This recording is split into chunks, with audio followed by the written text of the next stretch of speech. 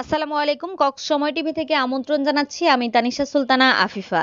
ঈদগাঁও উত্তর দরগাহ পাড়ায় জায়গা জমি সংক্রান্ত বিরোধের জের ধরে সন্ত্রাসী হামলায় প্রবাসীর স্ত্রী গুরুতর আহত হওয়ার ঘটনায় মামলা দায়ের। বিস্তারিত দেখুন আব্দুর রাজ্জাকের প্রতিবেদনে। কক্সবাজারের ঈদগাঁও ৭ নং ওয়ার্ডের উত্তর দরগাহ পাড়ায় এলাকায় জায়গা জমি সংক্রান্ত বিরোধের জের ধরে সন্ত্রাসীদের পরিকল্পিত হামলায় সৌদি প্রবাসী ফোরকান আহমেদের স্ত্রী রোকসানা আক্তার গুরুতর আহত হওয়ায় ঘটনায় অবশেষে ৩ ফেব্রুয়ারি সোমবার মোহাম্মদ রায়ান বাদী হয়ে মহিউদ্দিন রুবেলকে প্রধান আসামি করে এজাহার নামীয় ৪ জন ও অজ্ঞাত ৩ থেকে ৪ জনের বিরুদ্ধে ঈদগাঁও থানায় একটি মামলা দায়ের করেন। মামলা নং ৩ তারিখ ৩/২/২০২৫ ইংরেজি।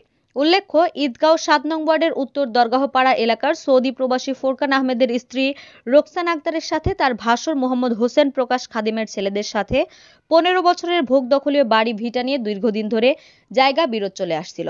এরই পরিপ্রেক্ষিতে উক্ত ঘরবাড়ি দখলের উদ্দেশ্যে শুক্রবার ৩১ জানুয়ারি সন্ধ্যা ৬:৩০টায় মোহাম্মদ হোসেন প্রকাশ খাদেমের ছেলে ফ্যাসিস্ট আওয়ামী সরকারের ধূসর মোহাম্মদ হেলাল উদ্দিন প্রকাশ রুবেল, মোহাম্মদ আল সাইয়েদ, মেয়ে শরীফা আক্তার, নাজমা আক্তার ও মৃত আবুল হোসেনের ছেলে মোহাম্মদ জয়নাল আবেদিন দুদু মিয়ার নেতৃত্বে ২০ থেকে ৩০ জনের একদল সন্ত্রাসী বিবাহ অনুষ্ঠানের সুযোগকে কাজে লাগিয়ে ১৫ বছরের ভোগ দখলীয় বাড়ি ভিটা দখলের উদ্দেশ্যে সৌদি প্রবাসী ফোরকান আহমেদের স্ত্রী রোকসানা আক্তারের বসত ঘরে প্রবেশ করে ব্যাপক ভাঙচুর ও লুটপাট চালায়।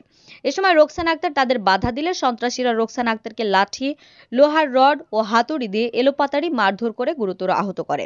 পরে এলাকাবাসী তাকে রক্তাক্ত অবস্থায় উদ্ধার করে কক্সবাজার সদর হাসপাতালে নিয়ে আসলে কর্তব্যরত চিকিৎসক তার অবস্থা আশঙ্কাজনক হওয়ায় তাকে চট্টগ্রাম মেডিকেল কলেজ হাসপাতালে রেফার করেন। বর্তমানে সে হাসপাতালে চিকিৎসাধীন।